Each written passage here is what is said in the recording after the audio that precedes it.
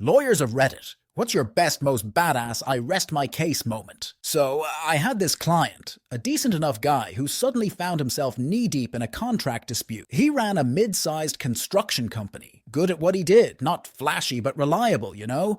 The kind of guy you'd call if you needed your porch rebuilt or a new office space downtown. He wasn't the type to get into any trouble, which made it all the more frustrating when his business got tangled up in this mess. Turns out, some ex-employee, a guy named Lyle, had stirred the pot real good. Now Lyle, he'd been with my client for about 5 years before he up and quit one day. No real warning, just handed in his resignation and was out the door faster than you could say severance pack. My client was confused. Maybe even a little hurt. I guess you get used to a guy after 5 years. But the real problem, Lyle wasn't just some grunt. He handled contracts, the real meat and potatoes of the business. He knew where the bodies were buried, so to speak. A couple of months go by, and my client gets hit with this lawsuit. Some deal had gone sideways, and wouldn't you know it, Lyle's name was plastered all over the paperwork. I'm talking emails, signatures, the whole shebang. The guy had been wheeling and dealing in the background, and now he was suddenly the star witness in this legal drama, pointing the finger squarely at my client. Allegedly, the company had screwed over some vendor on a big project, left them high and dry without payment. But here's the thing.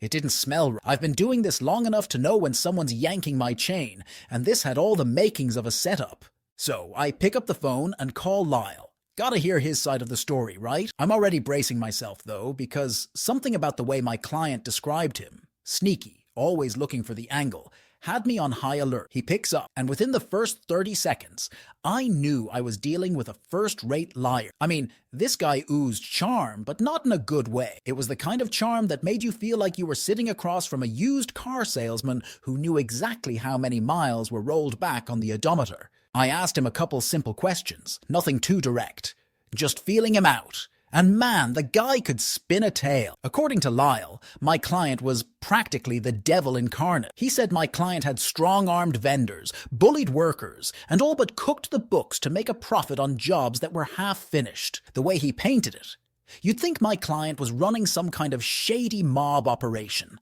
But here's the kicker. Everything he said could be disproven. Everything. I had the contracts, the invoices, hell, even the damn email chains, and none of it lined up with Lyle's version of events. He was talking out of both sides of his mouth, contradicting himself left and right. It was almost impressive, the way he could lie so smooth, almost. I let him ramble, jotting down his nonsense, nodding along like I was buying every word. But in my mind, I'm already plotting how to use this to my advantage. See, Lyle thought he was being clever. He figured he could paint my client as the villain and walk away clean, maybe even collect a nice payday from the lawsuit. But he didn't know I already had the upper hand. I didn't bother tipping him off. Why let him know I'd caught it? Nah, I'd let him keep digging that hole. Now here's the thing about dealing with guys like Lyle. Sometimes it's better to let them think they've won. He had this confidence, this cockiness, like he was invincible. I've seen it before. They get sloppy. They start slipping up because they're so sure they're smarter than everyone else in the room. Lyle was no different. We end the call, and I sit back, thinking through my next move. I didn't want him anywhere near a courtroom. That much was clear. The guy was a walking disaster waiting to happen, unpredictable at best. But I still needed his story. I needed him to dig his own grave. So I called in a favor from an old buddy of mine who worked private investigations. This guy was a bloodhound when it came to sniffing out the truth, and I needed to know more about Lyle, what he'd been up to since leaving my client's company, who he'd been talking to, and most importantly, if there was a paper trail leading back to him. If Lyle was setting my client up, I needed proof, and fast. A few days later, my PI buddy calls me back, and what he had for me was gold. Turns out, Lyle had been in contact with the vendor who filed the lawsuit long before things supposedly went sideways. Emails, phone records, even a few late-night bar tabs that showed he'd been cozying up to them for months. The guy was playing both sides of the field, angling for a way to screw over my client while making himself look like the hero. I couldn't believe the audacity, but there it was, plain as day. This was the kind of information that could blow the case wide open, but I had to play it smart. If I dropped this on Lyle too soon, he might find a way to wiggle out. I needed him to stick to his story, to keep lying, right up until the moment I could hit him with the truth. So I wait. I let the case move forward. Slowly, careful depositions came and went, and every time Lyle opened his mouth, I let him dig himself a little deep. He was consistent. I'll give him that.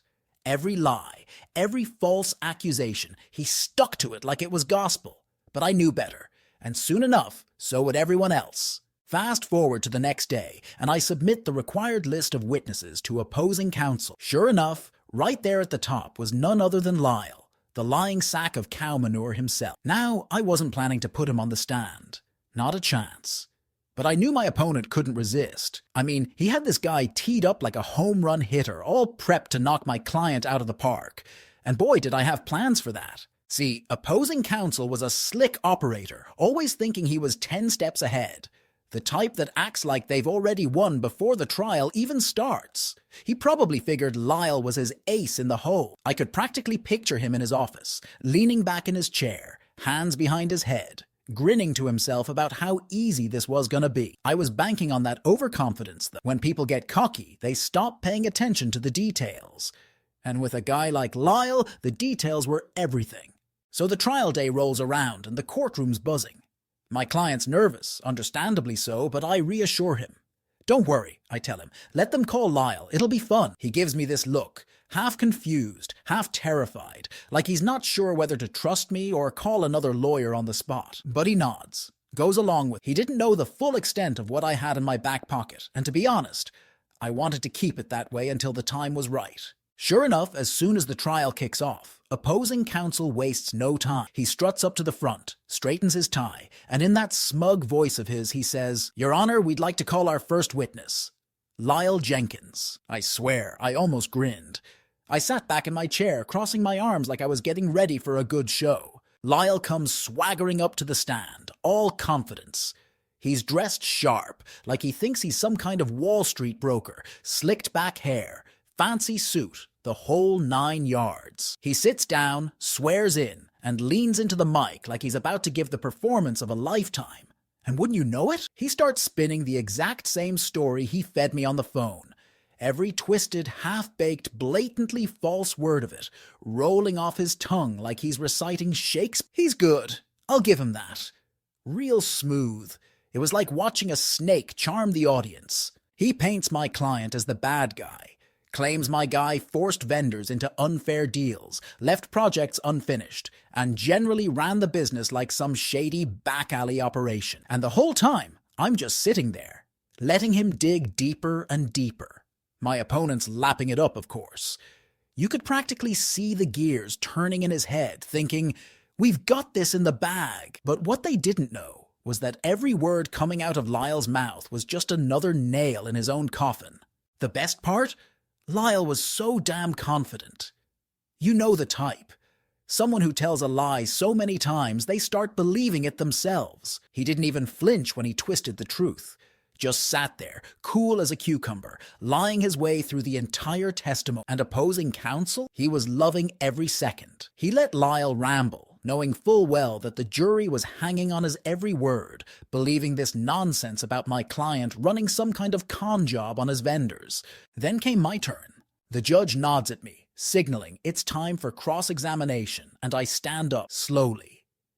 I don't rush it, because I want everyone in that room to know I'm in control. Opposing counsel shoots me this look like, "Good luck, pal." But I ignore him. I've been doing this long enough to know when someone's about to trip on their own lies, and Lyle was about to faceplant hard. I stroll up to the witness stand, take a moment to look through my notes, and then, real casual-like, I say, "Mr. Jenkins, you mentioned earlier that my client forced you and others to agree to certain contract terms under duress. Is that correct?" Lyle nods, not missing a beat. "Absolutely," he says. "He made threats. I didn't have a choice." I nod like I'm really considering his words, but inside I'm grinning. That's what I needed. "Interesting," I say, flipping through some papers, making a bit of a show. Then I pause, look him dead in the eyes and say, "Could you explain to the court why in an email you sent to the vendor 2 weeks prior to the supposed threats, you referred to my client as fair and reasonable and stated you were happy to continue doing business with him?" The courtroom goes silent. You could hear a pin drop. Lyle's face changes. For the first time, he's not so confident. He stammers, tries to come up with an explanation, but it's too late. The seed of doubt is already planted, and the jury's paying attention now. I don't let up. And Mr. Jenkins, I continue, why is it that in this chain of emails, dated before any of the issues you describe, you seem to be the one initiating the deal, pushing for better terms? It doesn't sound like someone who's under duress. Lyle's squirming now. I can see the sweat starting to form on his brow, but I'm not done. I've got the emails, the phone records, the paper trail. Everything showing he'd been working both sides from the start. It's like watching a building collapse in slow motion. Each question I ask chips away at his story until there's nothing left. Ask. Opposing counsel tries to object, but the judge waves him off. I keep pressing, and by the end of it, Lyle's practically in pieces. He can't explain why he contradicted himself, can't justify the evidence I'm laying out. He tries to backpedal, but it's too late. His whole narrative crumbles, and the jury? They're not buying a word he says anymore. When I sit back down, I glance at my client. He looks like he's finally breathing. As for Lyle, well, he might have strutted in here like a peacock, but he's leaving with his tail between his legs. But I was ready. The moment Lyle finished his little performance, all puffed up with that smug look of self-satisfaction, I stood up slowly, as if I had all the time in the world. That's the thing with courtroom theatrics. You don't rush. You savor the moment. Make it last. With a calm, measured voice, I addressed the judge. Your Honor, I'd like to submit into evidence a series of emails from Mr. Jenkins. I could feel the tension in the room shift. This wasn't some casual cross-examination. This was the turning point. I pulled out the stack of printed emails, each one neatly tagged and organized, and walked them over to the clerk, making sure the jury could see the thick stack of papers. Opposing counsel shot up from his chair, already trying to object. Your Honor, we haven't seen these documents, he sputtered, but the judge waved him off. I'd followed all the rules, submitted everything through proper channels weeks in advance. The guy just hadn't paid attention. Rookie mistake. I laid the first email on the record, cool as a cucumber. Mr. Jenkins, I said, my voice calm but sharp enough to cut through the tension. Could you explain this email, dated 3 weeks before the alleged breach, where you describe the terms of the contract as satisfactory and express your eagerness to continue doing business with my client? The color drained from Lyle's face. He glanced nervously at the email like it was some foreign document he'd never seen before, even though we both knew he'd written. His lips moved, but no words came out. It was beautiful. I didn't give him time to recover. And here, I continued, pulling out the next piece of damning evidence. In this email dated 2 weeks before you claimed my client threatened you, you're negotiating, asking for better terms, terms that my client agreed to. Doesn't seem like someone who was under duress, now does it? Lyle shifted uncomfortably in his seat. The jury was locked in, watching his every move. They could see it, the unraveling. One by one, I laid out the emails, each one contradicting everything Lyle had just spewed out on the stand. Every time he'd said my client was bullying vendors, I had an email showing him praising the terms. Every time he claimed he'd been forced into a deal, I had documents where he was the one pushing for changes. The courtroom was silent except for my voice and the soft rustling of papers as I flipped through the stack. I didn't need to get loud or dramatic. The evidence spoke for itself. By the time I was done, Lyle looked like he wanted to disappear into the floor. He knew he was trapped, and there wasn't a single lie he could pull out to get himself free. I turned to the judge and said, Your Honor, it's clear that the testimony we've heard from Mr. Jenkins is not only unreliable, but blatantly false. These documents, all submitted as evidence, prove beyond a shadow of a doubt that not only was my client negotiating in good faith, that Mr. Jenkins and the opposing party were the ones who failed to uphold their end of the agreement. And that's when I saw it. The look on opposing counsel's face. Priceless. You ever see a guy realize he stepped in something foul but can't do a damn thing about it? That was him. His eyes flicked from the judge to the jury to Lyle, like he was trying to find some way out of the hole his star witness had just dug. But there wasn't one. Not this time. I glanced over at my client, who was finally starting to relax. You could almost see the weight lifting off his shoulders as the truth came, one piece of evidence at a time. The other side had dropped the ball, plain and simple, and the jury knew it. The opposing counsel tried to salvage it, of course. He stammered through a couple of follow-up questions to Lyle, but the damage was done. Lyle was discredited, thoroughly and completely. The jury couldn't unsee the lies, couldn't forget the evidence. The truth was out there now, and it was glaringly obvious who the real culprit was. Lyle slunk off the witness stand like a dog with his tail between his legs, his confidence shattered. I sat back down, taking a slow breath. My job was far from over, but I knew at that moment the tide had turned. And that look on opposing counsel's face? Well, I'd be lying if I said I didn't enjoy it. They knew they'd just walked straight into the trap. I almost felt bad for them. Almost. But in the court, there's no room for almost. You either win or you lose. And today, I was winning. So, after that little train wreck of a performance from Lyle, I figured it was time to twist the knife, but in my own subtle way. I asked the judge for a brief recess. Nothing too long.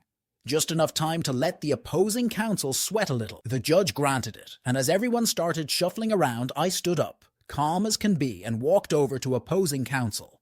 You ever see someone who's just been hit with a reality they weren't ready for? That was the look on this guy's face. He was still reeling from the fact that his so-called star witness had just imploded right in front of the jury. I could almost see the gears in his head turning, trying to figure out how he'd let things get so far off the rails. I leaned in, my voice low but firm. "You know," I said, "my client is still willing to settle. Same offer we gave you months ago. No money changing hands, no fault admitted. Just a clean walkaway for everyone." Now, when I'd offered this deal before, they'd practically laughed us out of the room. I mean, they rejected it with so much righteous anger you'd think I had personally insulted their grandmother. It was one of those moments where they were so convinced they had the upper hand, so sure they were going to take us to the cleaners, that they couldn't even see straight. And now I was offering them the exact same deal they had scoffed at. And the look on opposing counsel's face told me everything I needed to know. Suddenly, that deal didn't seem so laughable. Funny how things change when your star witness completely falls apart on the stand, huh? He didn't say anything at first, just stood there, mouth slightly open, trying to wrap his head around the shift in power, his confidence, his bluster. It was all gone, and in its place was the hard reality that he had no case. Lyle's testimony had been the linchpin holding everything together, and now that it had been yanked out from under them, the whole thing was crashing down. I could see him weighing his options. Sure, he could keep going, drag this thing out, maybe try to spin some other angle. But he knew, and I knew, that it wouldn't end well for them. The jury had seen through Lyle's lies, and once that seed of doubt was planted, there was no going back. Even if they managed to scrape together some technical argument, the damage was done. He cleared his throat, still trying to regain some semblance of control, but it was over. "Let me, talk to my client," he muttered, clearly grasping at straws. I nodded, giving him that professional courtesy, but inside I already knew where this was going. He walked over to his client, a mid-level exec who'd been eyeing the proceedings like a hawk the whole time. They had a brief, hushed conversation, but I didn't need to hear it to know what was being said. They were in damage control mode now, trying to salvage what they could from a sinking ship. It didn't take long. Less than 5 minutes later, he comes back over, a little less smug than before, and says, "We'll take the deal." His voice had that edge of defeat, the kind that's hard to swallow but inevitable when you know you're beat. "Good," I said, keeping it professional, though I could feel the quiet satisfaction creeping in. I didn't need to gloat. The win was already in the air, and we both knew it. We got the agreement written up in no time, and just like that, the case was done. No money lost, no fault admitted, just a clean, painless walkaway. Exactly the kind of resolution I'd been angling for from the start. My client was thrilled, of course. He didn't have to shell out a single penny, and his business came out of it without a scratch. As we were packing up, my client leaned over to me and said, "I don't know how you do it, but I'm glad you're on my side." I just smiled and nodded. This wasn't my first rodeo, and it sure as hell wouldn't be my last. But there's something satisfying about watching a case unfold exactly how you've planned, especially when the other side thought they had you on the ropes. As for Lyle? Well, he slunk out of the courtroom without making eye contact with anyone. His credibility was shot, and any hopes he had of walking away from this with a payout were long gone. He'd thought he could lie his way to a payday, but in the end, he only managed to tank his own reputation. Opposing counsel packed up their files and left without so much as a word. I could tell they were hoping to slip out quietly, heads down, trying to pretend this whole thing had never happened. I didn't blame them. They'd taken a gamble, and it blew up in their faces. Happens to the best of us, I suppose, but this time I had the upper hand. We walked out of that courtroom with our heads held high, and as we stepped out into the fresh air, I couldn't help but think, score one for the good guys.